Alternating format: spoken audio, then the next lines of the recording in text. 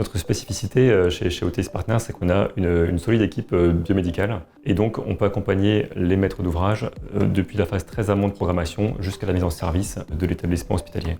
La première étape, ça va être de définir le programme d'équipement, c'est-à-dire local par local, tous les équipements qui sont nécessaires pour que ça fonctionne. Ensuite, durant les études, on va affiner en étudiant les interfaces nécessaires à chaque équipement, tout type de contraintes, que ce soit électrique, informatique, plomberie, fluides médicaux, charge au sol, climatisation, tout ce qu'il faut pour qu'un hôpital soit complet et fonctionnel.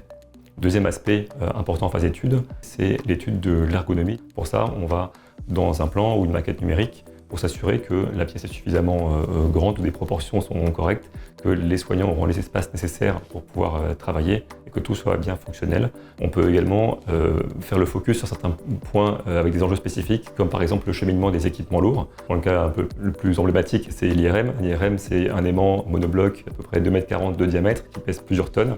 Donc pour qu'on puisse à terme l'installer ou le renouveler au cours de la vie du bâtiment, il faut avoir anticipé le passage, qu'il y ait des circulations suffisamment vastes avec une charge au sol qui corresponde, qu'on puisse le livrer facilement.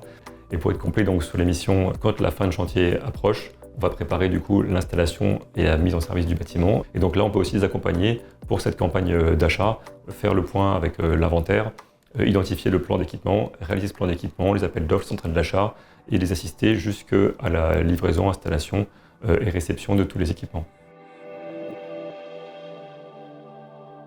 Alors c'est nécessaire de réaliser toutes ces études parce que l'hôpital c'est un objet très complexe et finalement c'est important d'anticiper tous ces sujets pour s'assurer qu'à la fin du process, l'installation puisse se faire correctement.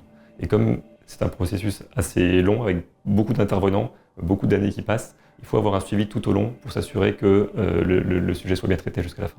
Et cette finalité, on l'a toujours à l'esprit puisque c'est vraiment une des lignes directrices essentielles de notre travail de toujours penser à l'ergonomie, à la fonctionnalité, pour les gens qui vont ensuite vivre dans cet établissement au quotidien.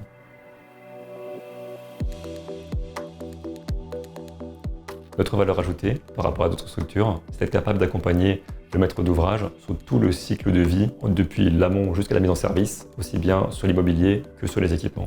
Et pour cela, on s'appuie sur une équipe avec des profils variés, avec des ingénieurs biomédicaux, avec des architectes, avec des programmistes, avec des ingénieurs techniques tout corps d'État. Et ces ingénieurs ont pour une partie d'entre eux une expérience hospitalière, ils ont un vécu de terrain, donc ils ont ce dialogue possible avec les soignants en s'appuyant sur leur expérience pour arriver au meilleur résultat pour le projet. Cette expérience et cette vision transversale nous permet à la fois d'avoir une vision large et de proposer des solutions, mais aussi d'avoir une vision adaptée à chaque projet par un dialogue avec nos utilisateurs et nos maîtres d'ouvrage. Ainsi, on arrive à un projet évolutif et fonctionnel tout en soulageant le maître d'ouvrage de la gestion de ses problématiques et on arrive à un projet dans des coûts et des délais maîtrisés.